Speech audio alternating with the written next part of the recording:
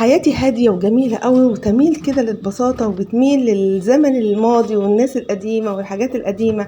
في ناس كتير أوي بتقعد تتريق عليا لما بقعد إن أنا أقول لهم إن أنا فرحانة إن أنا بغسل على الغسالة العادية ومعرفش إيه، يقعدوا يقولوا لي الناس طلعت القمر، الناس طلعت المريخ، الناس بتتقدم وأنتي بتتأخري. إيه ده؟ هو أنا لابسة الخمار بالمقلوب يا أختي؟ بصوا يعني ما تركزوش والله العظيم أنا ما خدت بالي غير وأنا بسجل لكم الفيديو دلوقتي. من كتر ما الشمس ضاربه في عينيا، يعني انا ايه اللي يجبرني يا اولاد ان انا اخش اغسل في عز الشمس دلوقتي؟ يعني ايه الداعي؟ لا بجد ايه الداعي ان انا اخش اغسل والشمس فوق راسي؟ عايزه اقول لكم دلوقتي خلاص الظهر هيأذن والشمس في كبد السماء زي ما بيقولوا.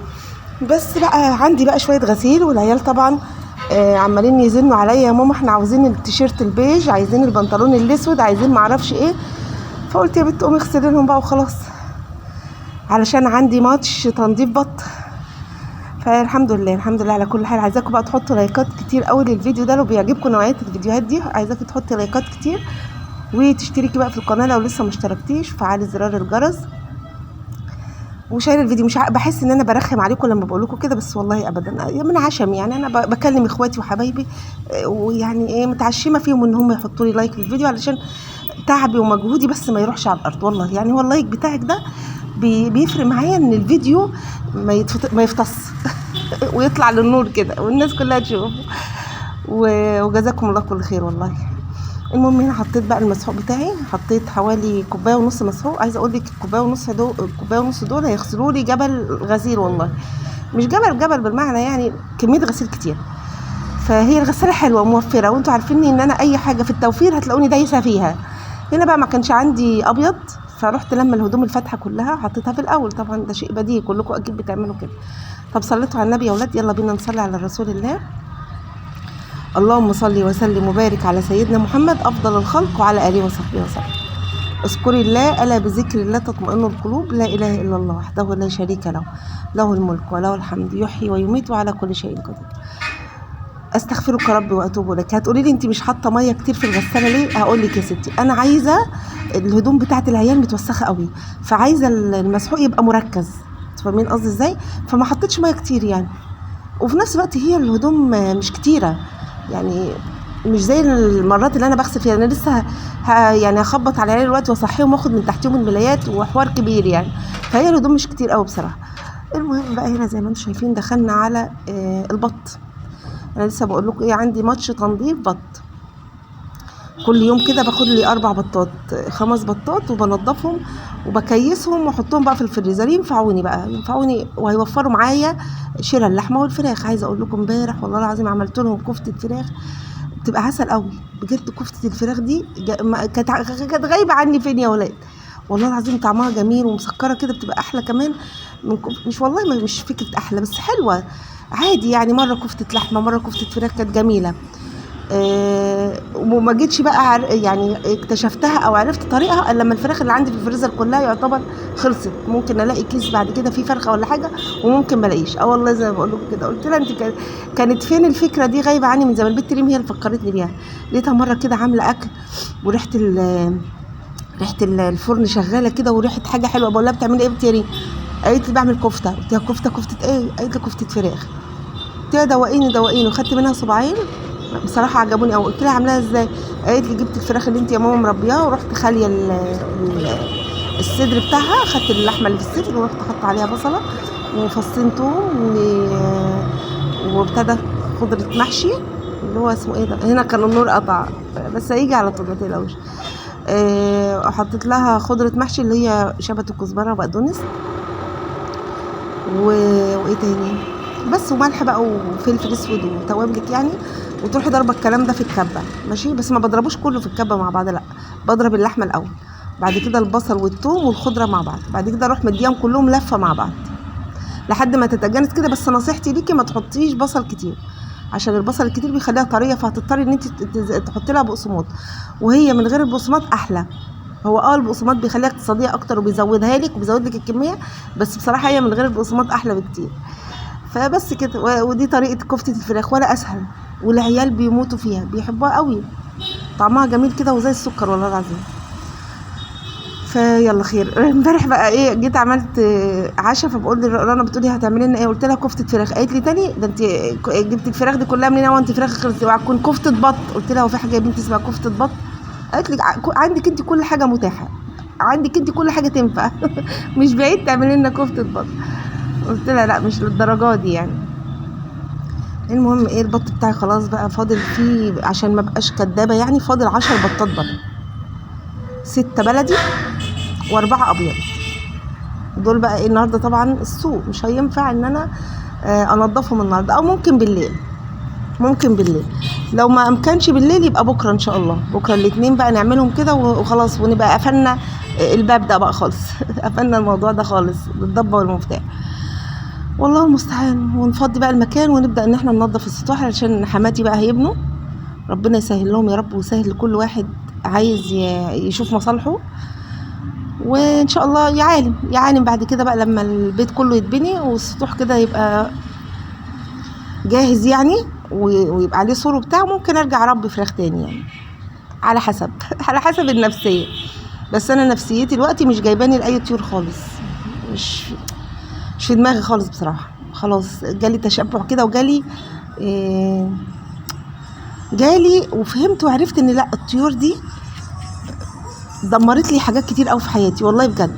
خلتني بعدت عن البيت وعن العيال وعن اكل العيال، وكنت بقعد كل شويه اعمل لهم اي اكل وخلاص، لحد ما العيال زهقوا، ويعني زهقوا من كتر ما هم زهقوا خلاص، ما فيش قدامهم غير كده وبياكلوا خلاص. عارفه انت لما توصلي ابنك وبنتك ان هم ياكلوا خلاص، لا ليه ليه ليه ليه؟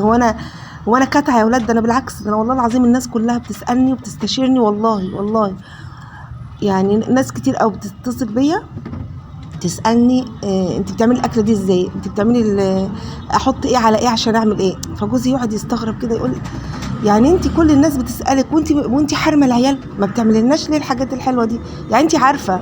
قلت له ما هو المشكله ان انا فعلا عارفه، بس ما اعرفش كان مالي والله العظيم الفتره اللي فاتت دي. هتغير، وان شاء الله باذن الله بفضل ربنا اولا وبفضل دعواتكم هنتغير وهنرجع احسن من الاول كمان باذن الله. خليكم بس معايا وهمتكم معايا كده وادعوا لي، ولكم بالمثل يا حبايب قلبي. انا من غيركم ولا حاجه، دايما حتى والله اقول لكم الكلام ده، انا من غيركم صفر على الشمال. صليتوا على النبي يا جماعه، يلا بينا نصلي على رسول الله. هنا معلش صوت البلكونه هقوم اقفلها عشان كده ما ينفعش. صلوا بينا على النبي يا ولاد. اللهم صل وسلم وبارك على سيدنا محمد وعلى اله وصحبه وسلم. اذكروا الله، الا بذكر الله تطمئن القلوب. لا اله الا الله وحده لا شريك له، له الملك وله الحمد، يحيي ويميت وعلى كل شيء قدير. استغفرك ربي واتوب اليك. يا حي يا قيوم برحمتك استغيث، اصلح لي شأني كله ولا تكلني الى نفسي طرفة عين.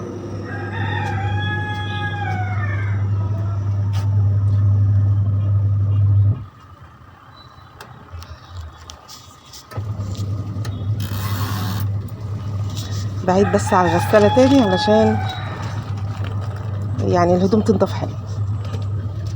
هي بصراحة ما شاء الله عليها بتطلع لي الهدوم قشطة قشطة كده، بالذات بقى لما بتحط لها. نسيت والله احط كلور النهارده، نسيت، بس مش هينفع احط كلور بقى وهي الهدوم فيها كده. في واحدة قالت لي انت بتحطي الكلور ازاي وبعد كده بترجعي تغسلي الالوان؟ هو ما بيبهتش؟ ما اعرفش والله، لا ما بحسش ان هو بيبهت، لان انا ما بجيبش كلور اللي هو كلوركس، الكلور اللي هو معبأ ده بتاع الشركات، لا بجيب السايب. فاكيد السايب ده بيبقى يعني ما بيبقاش قوي قوي، فاهمين قصدي ازاي؟ ولا العكس باين، مش عارفه والله. المهم لا ما بيبهتش ولا حاجه، لان انت ما بتغرقيش الدنيا كلور، يا دوبك بتحطي كوبايه كلور كده ولا حاجه على الغسيل كله. فما بلاحظش بصراحه ان الهدوم بتبهت ولا اي حاجه، اصل هو مش يعني مش حاطه كتير ده بالنسبه للغساله كلها. فانت لما تيجي تحطي كوبايه عادي يعني، هي بس هيعقم معاكي، ولو في بقعه ولا اي حاجه هتنضف وهيبقى الهدوم زي الفل معاكي كده. انا ما بلاحظش ان هو بيخلي الهدوم تفتحها او تجهر او تبهت او الكلام ده خالص.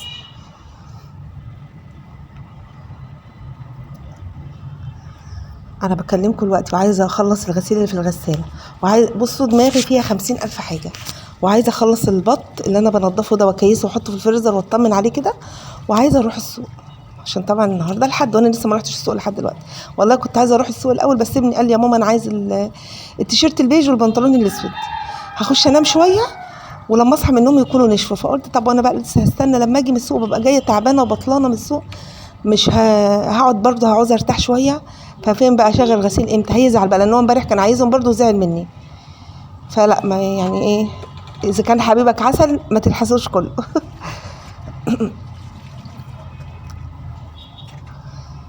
لا حول ولا قوة إلا بالله العلي العظيم، لا إله إلا أنت سبحانك إني كنت من الظالمين. زوجي راح الشغل النهاردة، راح متأخر، وهو اليوم اللي بيروح فيه متأخر بيرجع متأخر، ماشي. فهو هيجي مثلا على المغرب كده.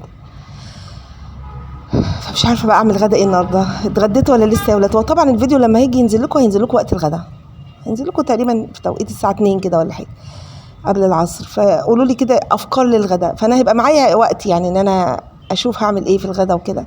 فبكتبوا لي كده انتوا اتغديتوا بايه، بحب اطمن عليكم كده واعرف ان انتوا كلتوا وشبعتوا كده الحمد لله، واطمن على اخواتي وحبايبي. ايوه يا انا. هنا بقى القنصه بتاعت البطه هي اللي بتبقى رخمه شويه في تنظيفها، يعني لازم تقعدي تكحدي فيها بالسكينه كده، بس عادي عادي عادي مش مشكله. كل يهون في سبيل ان العيال ياكلوا بط كده ويشبعوا من البط. هم مش هيشبعوا من البط ده، هيجي لهم تشبع. هيمشوا يقاقوا من كتر البط اللي بياكلوه. بالهنا والشفا طبعا.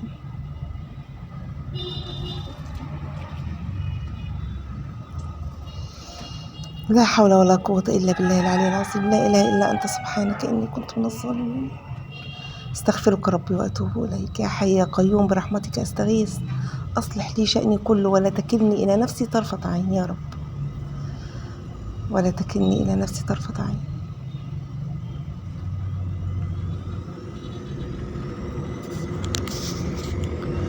بس بيني وبينكم أنا كده شكلي هروح السوق بعد الظهر.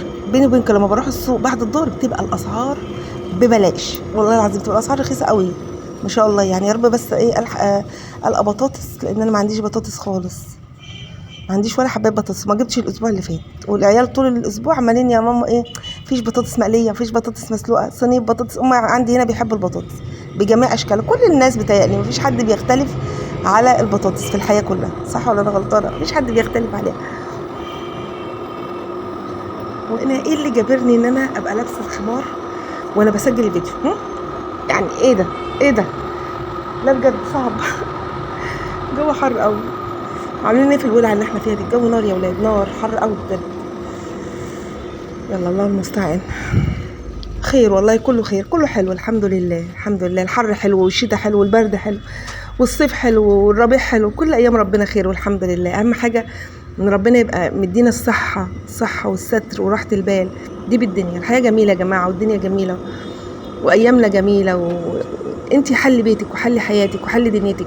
لو كنت زي حالاتي كده مخطئه في حاجات معينه، لو كنت زي حالاتي كده دنيتك مشوشه ودنيتك متبهدله، حاولي ترجعي وحاولي تظبطي نفسك.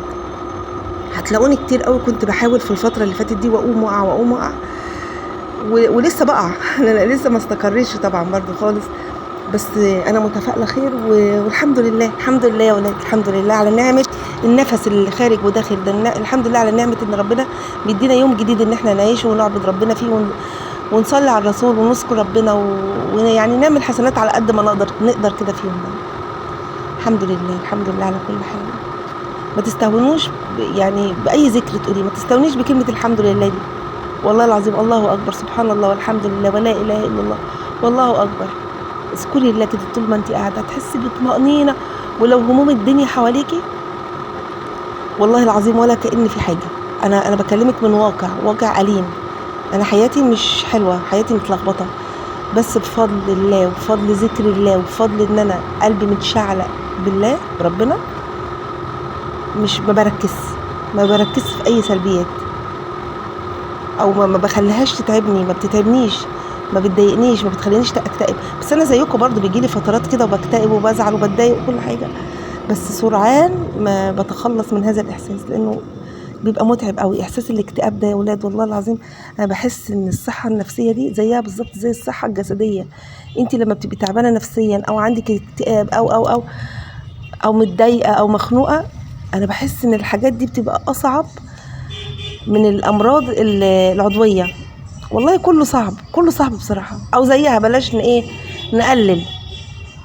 بتبقى كأنك بالظبط حاجه وجعاكي، فبتبقي مخنوقه ومتضايقه اوف. فعلى طول على طول اتوضي وقولي يا رب، ارفعي ايدك لربنا. عمره ما هيخذلنا ابدا، عمره ما هيرجع ايدك ابدا، عمره ما هيرجع مؤمن بيقول يا رب يا رب. ده انت بتتوكلي على الله، حسبي الله ونعم الوكيل، فوضت امري ليك يا رب، فوضت امري ليك يا رب، انا لله وانا اليه راجعون. كلمات بسيطه وكلمات جميله بتغير حالك من اسوأ حال لاحسن حال. ربنا يغير حالنا جميعا لاحسن حال يا رب، انا وانتم وكل الناس اللي بتتفرج علينا الوقت.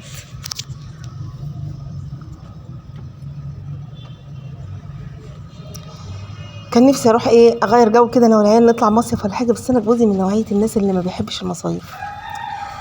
بنحب نفضل قاعدين بيحب يفضل قاعد في البيت كده وخلاص، واحنا حواليه ومش عارف ايه. بس العيال خلاص جابوا اخرهم وكان نفسهم قوي يطلعوا مصيف، فالموضوع ما ظبطش، ما توفقناش يعني. هل جوزي بقى يسعى لحاجه تاني؟ لا لا لا لا خالص، ما بيسعاش لموضوع المصيف ده. لو ما كانش هو يجيله لحد عنده كده وهو قاعد ما بيسعاش ليه.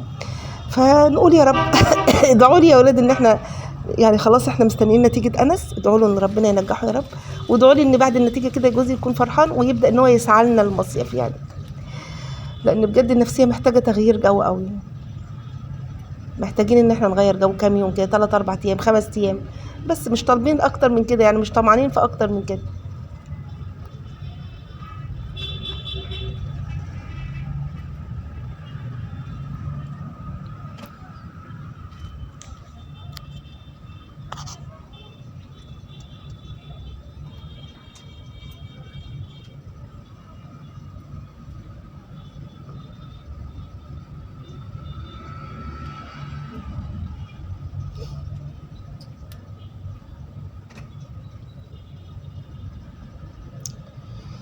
يا حي يا قيوم برحمتك استغيث، اصلح لي شأني كله ولا تكلني الى نفسي طرفة عين يا رب.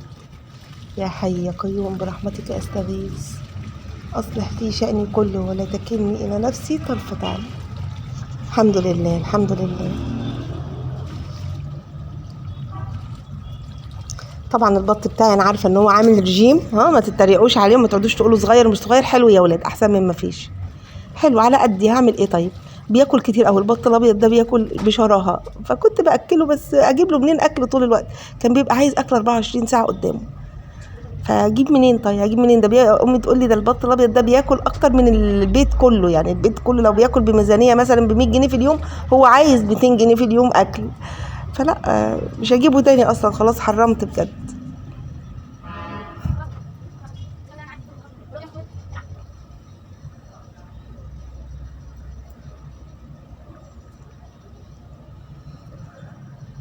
يا حي يا قيوم برحمتك استغيث، اصلح لي شأني كله ولا تكلني الى نفسي طرفة عين يا رب.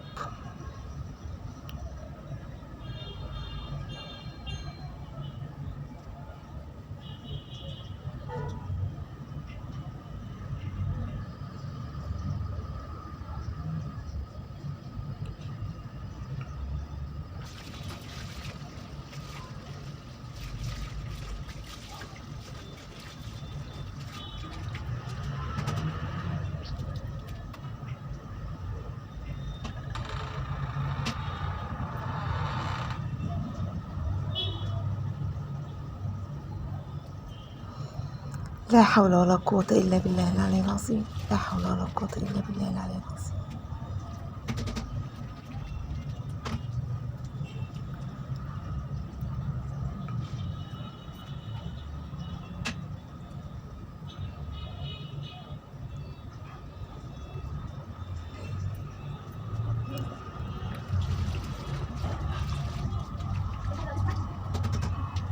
بس خلاص كده الفيديو بتاعنا خلاص يا ولاد، قرب يخلص، واديني خلصت البط بتاعي وهكيسه بقى واحطه في الفريزر، واقوم اشوف بقية الغسيل، واقوم اروح السوق.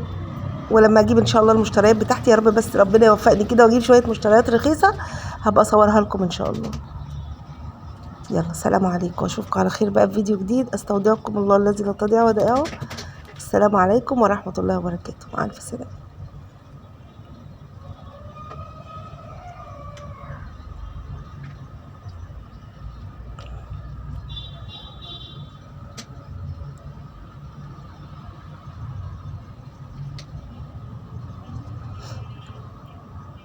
مش عارفه ليه عماله اغلب نفسي كده في تنظيف الراس يعني، بس العيال بيحبوها في الاخر بيحبوا ياكلوا الراس عندي والجناحات والرقبة والحاجات دي.